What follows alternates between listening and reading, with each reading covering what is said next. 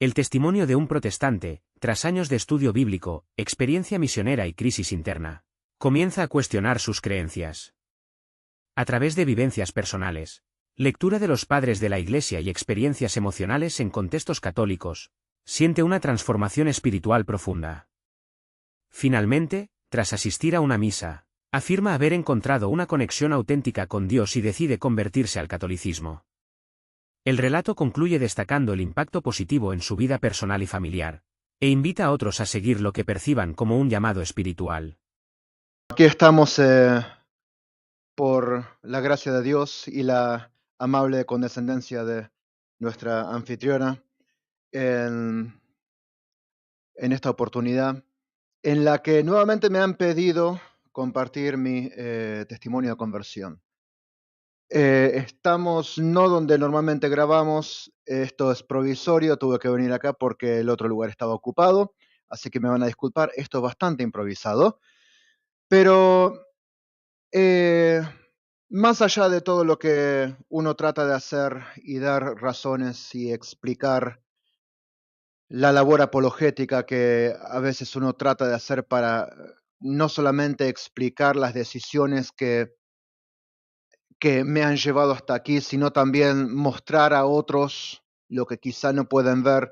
Más allá de todo eso, hay algo que los argumentos en realidad no hacen, y es la convicción del Espíritu Santo.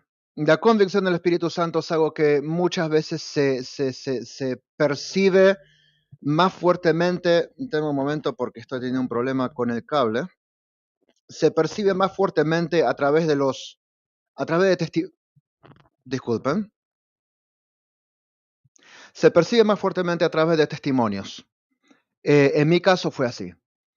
Es más, en mi caso los argumentos teológicos y apologéticos no sirvieron.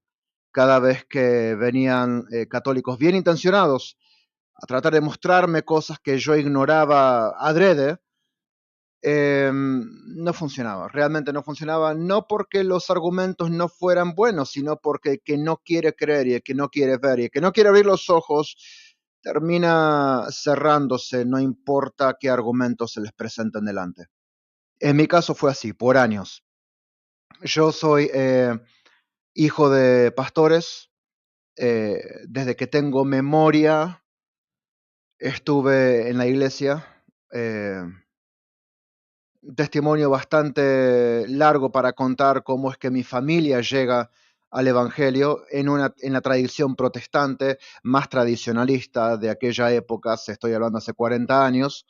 No eran para nada como los protestantes que se ven en todos lados hoy, que son mucho más progresivos y progresistas y liberales, digamos. No, estoy hablando de la rama evangélica pentecostal de hace 40 años, que eran los más tradicionalistas, los más radicales. Y ahí me crié.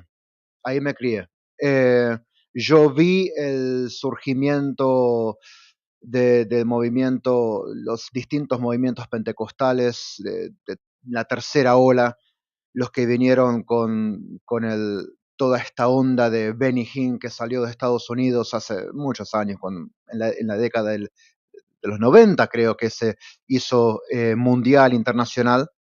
Yo estaba ahí, yo vi el cambio, yo vi cómo las cosas iban dándose en este entorno de la novedad espiritual. Eh, a los más o menos durante ¿cuándo fue? Cuando tenía unos 19 años más o menos, mis padres van a la República Popular de China, yo voy con ellos, toda la familia va. Los paso de ser hijo de pastores a ser hijo de pastores misioneros ahora. En China nos quedamos 14 años en total, involucrados justamente con la misión. Allá estuve en muchas ciudades, en muchos lugares, hicimos trabajo de muchas índoles, lo que me permitió en aquel entonces entrar en contacto con otras realidades, a saber, eh, diferentes denominaciones con las que yo nunca me había tratado antes.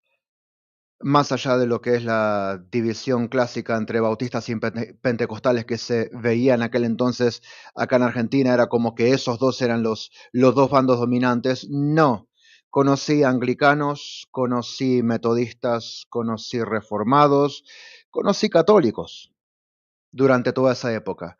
Lo que me ayudó a abrir la cabeza mucho más, pero más que nada mi primer encontronazo con la realidad fue cuando durante mi estadía en China, durante el ministerio misionero en China, yo me daba cuenta que las cosas que yo creía sobre la justificación, sobre la regeneración, sobre el nuevo nacimiento, sobre la predicación en sí, no funcionaban fuera de un contexto eh, pseudo cristiano. Cuando se ponía en un contexto netamente ateo, netamente contrario a la fe, lo que yo había utilizado, lo que yo había visto a otros utilizar, la forma de evangelizar era completamente diferente, no por una cuestión cultural, sino por una cuestión teológica. Y ahí yo me empezaba a dar cuenta que habían huecos a nivel teológico que yo tenía que no podía explicar. Luego de varios intentos fallidos de evangelización que fueron fallidos de verdad, me interno en una búsqueda profunda de Dios en las Escrituras. Por más de 15 años me dediqué a la lectura diaria de la Biblia, pero de manera casi compulsiva. Hablo de no menos de 10 capítulos por día, llegué a leer 40 o más. Lo sigo haciendo. Estos 2, 3 días leí entre ayer y anteayer más de 50 capítulos. Eso es algo normal para mí, pero empecé justamente durante esa época porque tenía que empezar a encontrar razones y explicaciones a cosas que yo no me podía explicar en el campo misionero. Durante esa época yo empecé esta travesía de búsqueda de Dios profunda tratando de reafirmar mis posiciones, y cuanto más me zambullía en la palabra de Dios, más dudaba de lo que había recibido. 14 años más adelante vuelvo a Argentina, ya no soltero, vengo como padre de familia, mi esposa es de China, mis 3 hijos nacieron allá, volvemos todos para acá. Yo vuelvo, en realidad para ellos era mudarse a un país diferente, a un país completamente nuevo. ¿Cuál no fue mi asombro al darme cuenta, al llegar a la Argentina, nuevamente, que yo ya no era protestante? Me di cuenta al principio. Yo no podía reinsertarme en el ámbito protestante en el que yo me había criado, en el que yo me había formado y en el que yo me había desempeñado por mucho tiempo antes. Pensé que quizá la iglesia había cambiado mucho, pensé que quizás eh, se había desvirtuado la cosa. No, en realidad no era eso. Yo me daba cuenta que había un abismo teológico entre la iglesia protestante y yo. Tratando de buscar excusas y razones y tratar de amoldarme a la situación, un día estábamos haciendo turismo acá por Buenos Aires, en el casco histórico de San Isidro. Si hay alguien de Argentina escuchando, probablemente conozcan el lugar. Ahí hay una catedral muy antigua, y mis hijos nunca habían visto catedrales, porque ellos nacieron y cuando vinimos a Argentina la más grande tenía 10, 11 años. Así que en China esas cosas no se ven. Los dos más chicos menos todavía. Estábamos pasando por la puerta de la catedral y creo que fue mi hijo que se acaba de confirmar hace poco, Alan, me dice: papá, ¿qué es ese edificio? Obviamente yo no quería que nadie entrara. Ese era un lugar católico, ahí no vamos nosotros. Pero antes de poder decir algo, mi esposa, que es muy aventurera y le encanta el turismo, y ella estuvo en muchos lugares del mundo, así que entró a catedrales de todo tipo, dice: entremos a ver. Antes de que yo pudiera decir algo, ya estaban todos adentro. Ay, cuando vuelvo a esos, a esos días, las luchas internas que tuve que pasar a nivel personal. Entro yo atrás de ellos, veo que había gente rezando y les digo: "Shh, que se mantengan callados porque por respeto, por lo menos".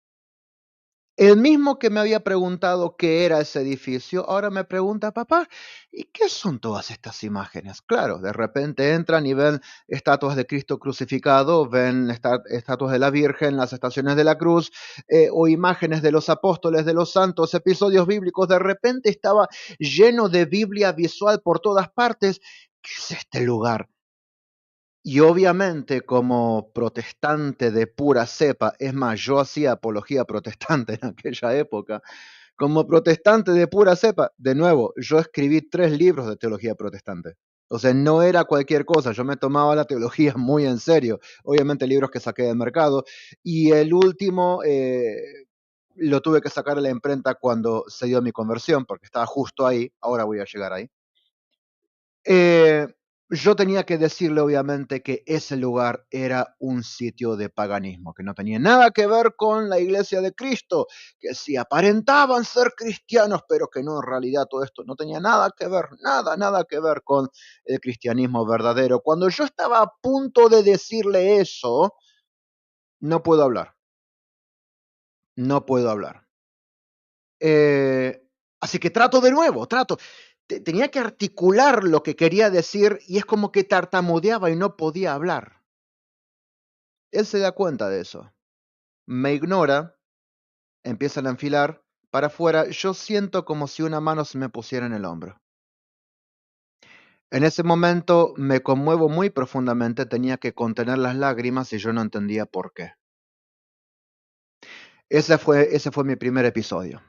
Obviamente, cuando me doy cuenta de lo que me estaba pasando, yo salí corriendo, literalmente corriendo de ese lugar. Mi idea era nunca más ponerme en esa situación. Eh, el tiempo pasa, yo continúo mi vida, nunca más pienso en este evento, en este episodio. No, yo no podía permitirme estas cosas. Debía estar confundido. Quizá el doble choque cultural de haber vuelto a Argentina después de tantos años me estaba pegando de una manera diferente. Traté de racionalizarlo de 1000 maneras, nunca más pensé en el asunto. Seguí con mi vida. Un año más tarde pega la pandemia del COVID-19. Eh, bueno, Argentina tuvo uno de los encierros más largos del mundo, según tengo entendido. Durante esa época de encierro, yo me compro de Amazon una Biblia de estudio protestante, bien grande, que me llamó la atención, una traducción en inglés que es The Christian Standard Bible, la Biblia cristiana estándar. Obviamente no tiene los libros deuterocanónicos, pero la traducción es buena, a mí me gustaba. Yo soy traductor e intérprete de profesión, así que soy muy minucioso en el tema de qué palabra usa acá, si no me gusta, si me gusta cómo suena leerlo. Soy bastante quisquilloso en eso, cosas mías. Pero lo que me llamó la atención de esta Biblia fue el nombre, la fe antigua, The Ancient Faith. Digo, ¿por qué qué es esto? Voy, empiezo a ver y resulta que era una Biblia de estudio anotada por los padres de la iglesia. O sea, habían agarrado fragmentos y citas de los padres de la iglesia y habían dado anotaciones a toda la Biblia. Me fascinó tanto la idea que me la compré. Empecé a leerla de punta a punta, con todas las anotaciones. Obviamente, al ser una Biblia protestante, al seleccionar ¿cómo se dice? Las citas, fueron cuidadosos en no incluir nada que sonara muy católico. Pero yo me daba cuenta que estos padres sonaban muy diferente a mí. Hablaban diferente a mí, tenían un espíritu diferente. Yo me daba cuenta, percibí algo raro en ellos. Entonces, ¿qué hago? Al final de la Biblia da un listado de los tratados y documentos de donde las citas vienen. Yo voy y empiezo a leerlos uno por uno para darme cuenta que todos estos hombres que nos habían dado la teología cristiana en su totalidad eran todos católicos. O sea, católicos a rajatabla, o sea, defendían de la misma manera que, por ejemplo, San Agustín defendía el pecado original y la predestinación y la elección que yo tanto predicaba, él también defendía los dogmas marianos antes de que fueran dogmas. Y digo, acá hay algo raro, o por ejemplo, él defendía la tradición de la iglesia, o él defendía, por ejemplo, el papado, la asociación apostólica. Yo digo, acá hay algo más, ¿cómo puede un hombre estar tan acertado en algo y tan equivocado en otra cosa? A no ser que no estuviese equivocado y el equivocado fuese yo. Eso me tomó 2 años más o menos, leyendo de punta a punta una y otra vez, leyendo las notas, volviendo a los documentos. Al terminar esa travesía, si en algún momento yo había sido protestante, yo ya no me acordaba. Pero obviamente yo no me consideraba católico, yo me consideraba altamente confundido, nada más. Al punto de querer colgar los guantes y nunca más hacer más nada. Durante ese periodo, en aquella época, algo que yo hacía, habían pastores que me llamaban para que yo fuese y enseñase libros de la Biblia completos en sus iglesias. En una iglesia acá en Buenos Aires enseñé toda la carta a los romanos, versículo por versículo, una carta que me fascina. Después de eso, para el final ya la pandemia había terminado, me dicen queremos seguir, pero queremos seguir con el libro de Apocalipsis. El libro de Apocalipsis no era un libro que a mí me fascinara enseñar, porque muy profético, muy simbólico, muy mal usado por las sectas. Pero bueno, como eran amigos y habían estado conmigo ya por casi un año, 8 meses, nos había tomado la carta a los romanos, dije, bueno, está bien, seguimos. Empezamos con la carta, con el libro de Apocalipsis. Llegando al capítulo 4, al capítulo 5, la visión del cielo, la adoración en el cielo. Cuando una cosa es leerlo, otra cosa es tener que enseñarlo. Y a medida yo iba enseñando, me daba cuenta, y después de años de confusión, de estar entre dos aguas y de estar luchando conmigo mismo, y después de haber leído parte de los padres de la iglesia que me habían dado una sarta de bofetadas de las que yo no me recuperaba todavía, leer el Apocalipsis de repente me sonaba muy, pero muy litúrgico. La intercesión de los santos en el cielo, con los 24 ancianos. La oración, la liturgia celestial de repente me era muy evidente, muy clara, aunque yo jamás había estado en una misa, pero de repente empezaba a sentirle ese aura, digamos, hasta que llegué a Apocalipsis capítulo 12. El día que yo llegué al capítulo 12, yo tenía preparado lo que iba a decir, lo que no iba a decir, cómo lo iba a encarar, cómo lo iba a enseñar. Tenía notas, páginas y páginas de notas, porque yo soy así. Para hablar media hora tengo 10 páginas de notas. Y normalmente estas clases eran mucho más largas, podían llegar a durar 2 horas. Así que cuando empiezo a leer versículo 1, versículo 2 de Apocalipsis 12, la mujer vestida de sol con la luna bajo sus pies, coronada con 2 estrellas, a medida iba leyendo, delante de mis ojos es como que ella se iba apareciendo.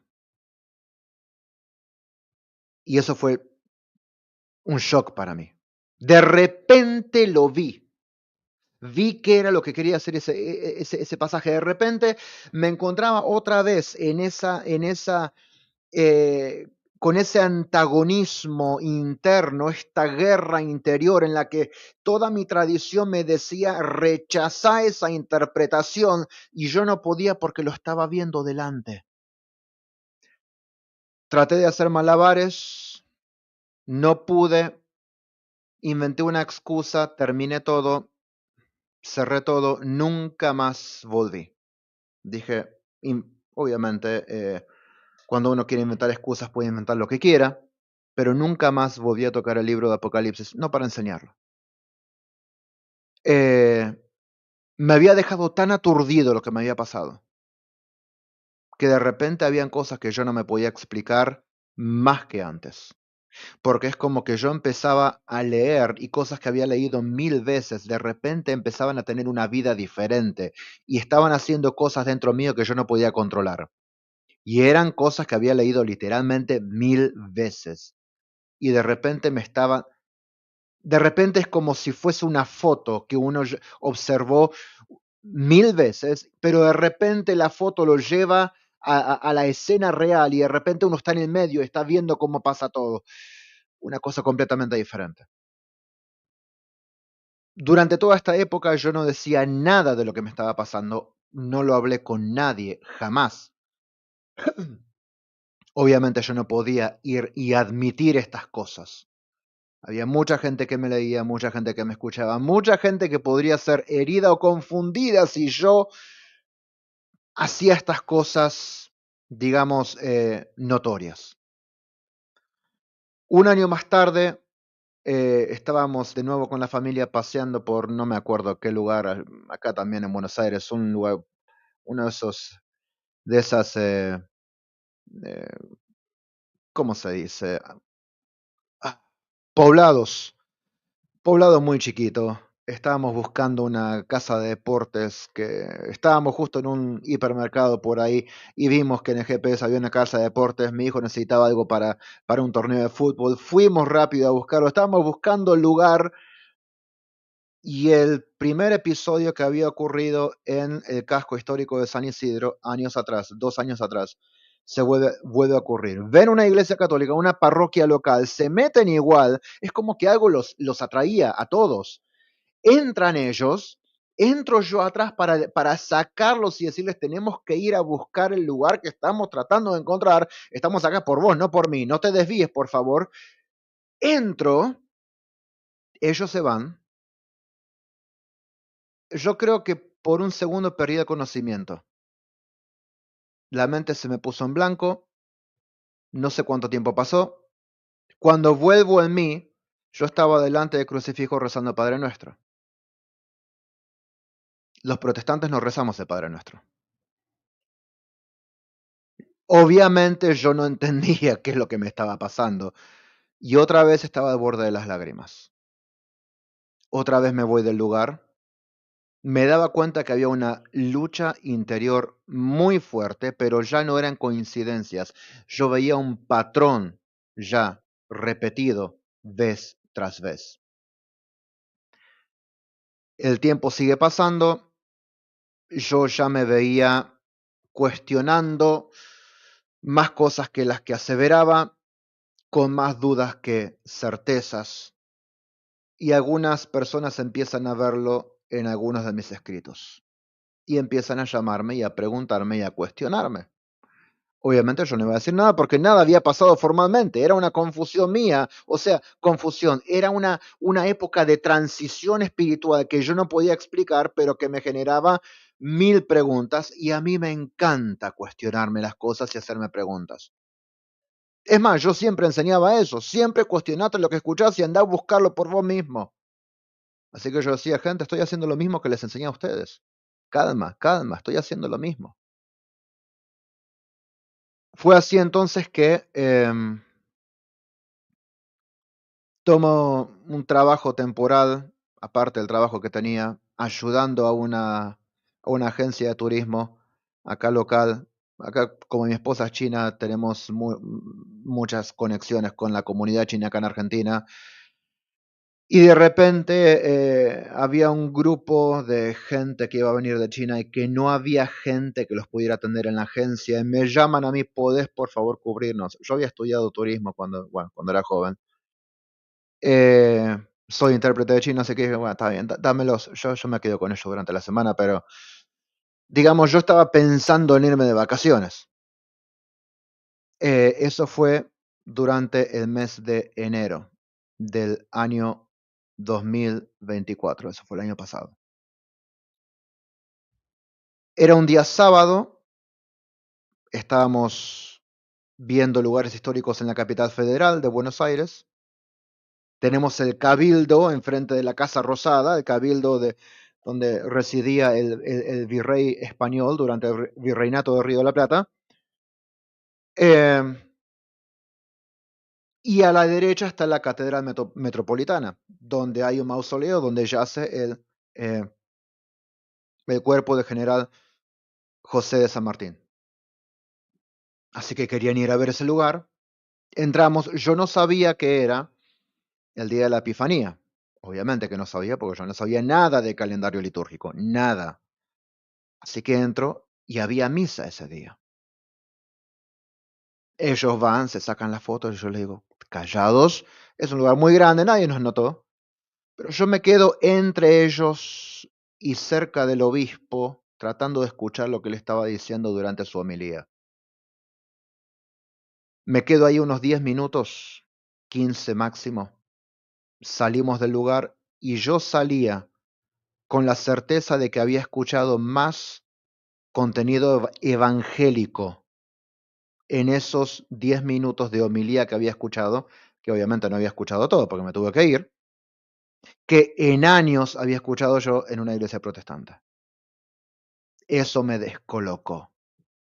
Esta vez ya no era una catedral vacía, esta vez yo estuve ahí durante la misa, parte, minutos, y es como que alguien me hubiera tirado un anzuelo conectado con la caña y yo me fui, pero mi corazón quedó en ese lugar.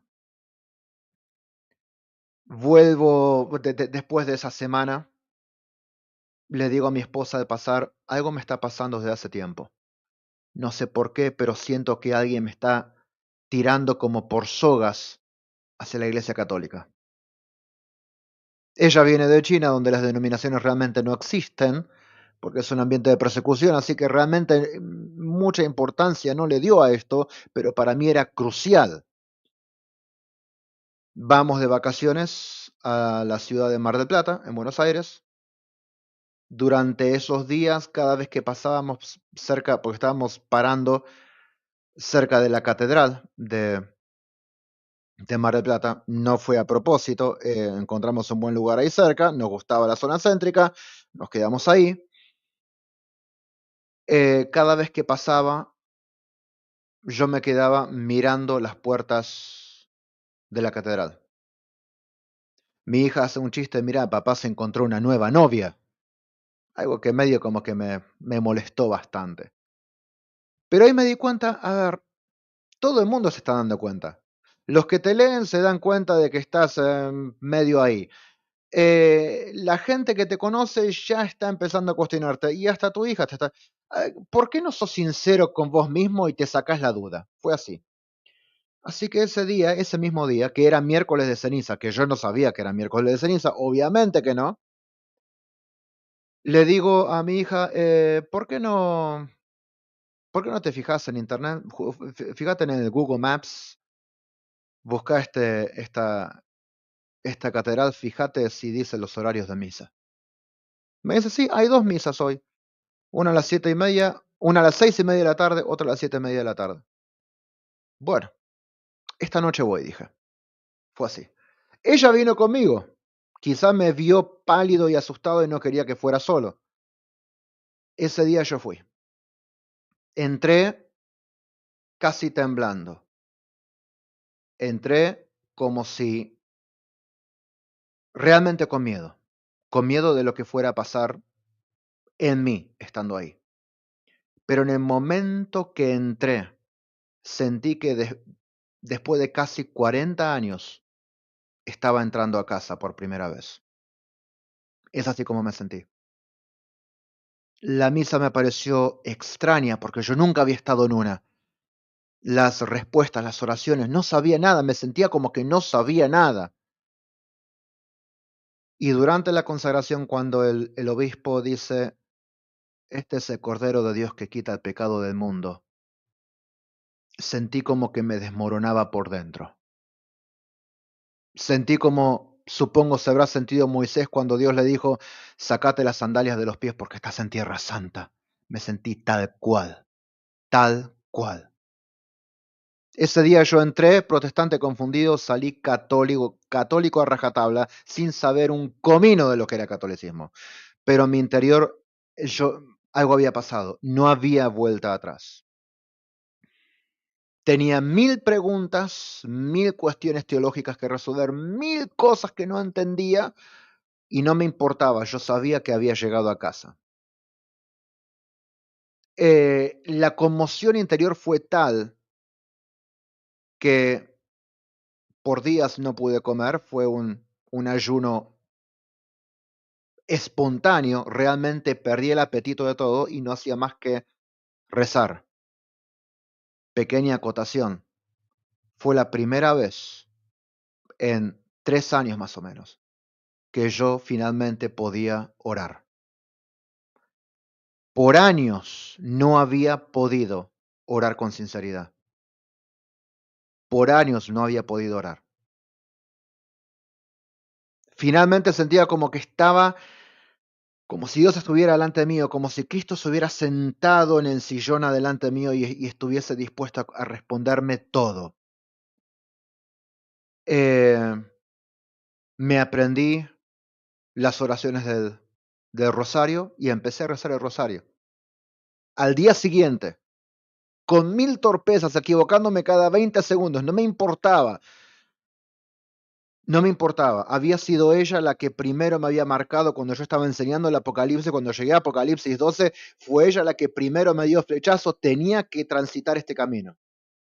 Lo hice. Rezaba 4 o 5 por día. Volví a Buenos Aires y recuerdo que en el camino dije, Señor, a ver, si esto es tuyo, si esto es realmente tuyo, necesito que hagas 2 cosas. Primero, necesito que me traigas a alguien que me tome de la mano y que me ayude a transitar esto, porque no hay forma en esta tierra que yo haga esto solo, no entiendo nada. Y segundo, tengo que poder ser como católico el cristiano que como protestante nunca fui. Es decir, basta de hipocresía, basta de doble rostro, basta de jugar a medias tintas. Tenía que poder ser el cristiano que siempre había querido ser y que nunca había podido ser. Si esto es tuyo, la conversión tiene que ser tal que tiene que ser natural para mí. Obviamente esta oración fue muy casi descorazonada, venía de años de lucha interna. De repente siento que me rindo, me sentía enojado conmigo mismo por no poder responderme a las preguntas serias, existenciales que yo tenía. Me sentía descorazonado al ver la cantidad de años que había perdido. De repente sentía que me habían tirado en un océano y que no sabía nadar. Así me sentía. Llego de nuevo a mi casa, busco alrededor mío cuál era la parroquia más cercana, porque digo, a ver, ¿cómo empiezo? Bueno, veamos qué hay alrededor. No sé. Encuentro la parroquia más cercana, que es donde estoy ahora. Al día siguiente, a la noche, había misa. Voy a misa. Eh, esa noche voy a hablar con el padre, le digo, necesito hablar con usted. Me dice, venite mañana a la mañana. El día siguiente, que era sábado por la mañana, me siento en su despacho, le cuento todo lo que me había pasado, pero me estoy adelantando en realidad. Cuando el sacerdote entra al templo al principio de la misa, yo recuerdo, para vergüenza mía, lo miré y dije, ¿y este hombre a mí qué me va a enseñar? Mirá el nivel de arrogancia que yo había llegado a tener. Y ese hombre a mí me dio vuelta. En este año que ha transcurrido, a mí me dio vuelta como un calcetín. Al día siguiente, sábado a la mañana, estaba en su despacho y desde ese sábado prácticamente, si estoy en Buenos Aires, si no estoy viajando por trabajo, y si él no tiene bautismo ese sábado a la mañana, yo estoy en su despacho. No sé cuántas veces, cuántas horas se ha sentado conmigo. Ese hombre me agarró de la mano y me llevó a transitar un camino completamente desconocido. Ese hombre me llevó a conocer a Cristo cara a cara. Eh, este año el mes pasado hace 2 semanas, se confirmaron mis 2 hijos más grandes, mi hija Celeste y mi hijo Alan se confirmaron en esa misma parroquia. Este año en septiembre el más chico toma su primera comunión, todos están haciendo catequesis. Paréntesis, yo llego a la Iglesia Católica con una familia casi destruida, al borde de la quiebra. Con mi esposa estábamos al borde de la separación. Con mis hijos, digamos que ellos no querían tener nada que ver con la iglesia. No querían saber nada con Dios porque veían que realmente, o sea, yo los llevaba a la iglesia conmigo, a la iglesia protestante, y ellos no recibían absolutamente nada. Para ellos era un chiste. Y hoy están ellos comprometidos con la iglesia sin que yo los fuerce. Lo que Dios ha hecho realmente en muy poco tiempo restauró, digamos, casi automáticamente años de ruptura, años de depresión, años de intentos de suicidio, años de quebrantamiento emocional enmascarado de piedad. En un santiamén Él lo sanó todo. Yo llegué a esa primera misa el miércoles de ceniza del año pasado. Yo llegué para poder contradecir todo lo que veía, convencerme de que tenía que dejar de pensar en todo esto y enfocarme en lo mío. No estaba esperando encontrarme a Cristo en ese lugar, esperando que yo tomara una decisión. Eh, Dentro de poco será mi confirmación también, en 3 semanas. No lo hice todavía porque con mi esposa estamos casados. Así que primero tenía que casarme y mi esposa no quería cambiar la fecha de casamiento, que es el 22 de julio. Así que ese día nos casamos por iglesia y durante la misma semana será mi confirmación también. Eh, ¿Qué me ha costado? Me costó mucho. Me costó el respeto de la gente, me costó la credibilidad de muchos que antes me tomaban como referencia y ahora me despotrican contra mi nombre. Me costó relaciones familiares, me costó todo mucho. Y sin embargo, la promesa de Jesucristo, cualquiera que deje familia, tierras, posesiones, todo por causa de mí, aún su propia vida, por causa de mí y del Evangelio, recibirá 100 veces más en esta tierra todo lo que abandonó y en el mundo venidero la vida eterna. Eso se ha hecho una realidad en mi vida. Todo lo que yo tuve que renunciar, Dios me lo devolvió multiplicado. Y estoy hablando ahora a aquellos que Dios quiera estén en el umbral. Estén en el umbral. Dios está cerrando el cisma. Estamos en una época, los años que vienen, vamos a ver conversiones masivas de protestantes a la Iglesia Católica. Ya lo estamos viendo, pero se va a evidenciar muchísimo más en los años que vienen. Dios está cerrando el cisma. Y si vos estás en el mismo lugar que tantos de nosotros estuvo años atrás, ahí en el umbral, a las puertas, en la lucha, sabiendo que tenés que dar el paso y entrar y que no te animás, te digo una cosa. Vos podés dar la media vuelta y seguir con tu vida, como lo hizo el joven rico cuando fue a encontrarse con Jesús. ¿Qué tengo que hacer para heredar la vida eterna? Y él le dijo, bueno, ya que hiciste todo bien, te falta una sola cosa, abandona todo lo que tenés, vení y seguime. El hombre se dio media vuelta y nunca más volvió, sabiendo que había tenido delante al autor de la vida, se dio media vuelta y nunca más volvió. Apesadumbrado, triste, frustrado, porque él no podía dejar lo que tenía. No seas como ese hombre si estás en el umbral. Salí de donde estás y seguí lo que Dios te está llamando a hacer, porque esto no es confusión, esto no es ideología, esto no es novedad, esto es Dios llamándote a viva voz. Gracias por el tiempo, gracias por la oportunidad y espero que esto los haya animado a, bueno, a afirmarse en la fe y aquellos que están titubeando y dubitativos a tomar una decisión positiva. Gracias y que Dios los bendiga.